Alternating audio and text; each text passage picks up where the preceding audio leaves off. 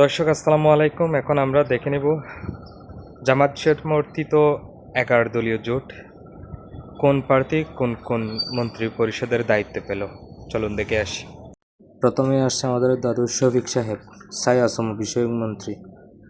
তারপর আসিম মাহমুদ, ছায়া হাঁসের মাংস বিষয়ক মন্ত্রী সজীব ভুইয়া। পাটোয়ারি মির্জা আব্বাস বিষয়ক মন্ত্রী। তারপর মামুন সাহ, ছায়া রিসোর্ট ও 501 নম্বর মানবিক সম্পর্ক মন্ত্রী। হারামজাদা, ছায়া বিনোদন ও রাসমেঘা বানানা বিষয়ক মন্ত্রী। কালাপাটা হাসনাত, ছায়া সেভেন সিস্টার ও সীমান্ত নিয়োগ মন্ত্রী। তারপর আসছে রাজাকার, ছায়া মুক্তিযুদ্ধ বিষয়ক তথ্য ও সনদ যাচাইকারী মন্ত্রী। তারপর আসছে ছায়া পিঙ্ক স্যানিটাইজেশন বিষয়ক প্রলাঙ্কন অবকাঠামো। ছায়া সেনানিবাস উচ্ছেদ ও দিবস সংস্কার মন্ত্রী।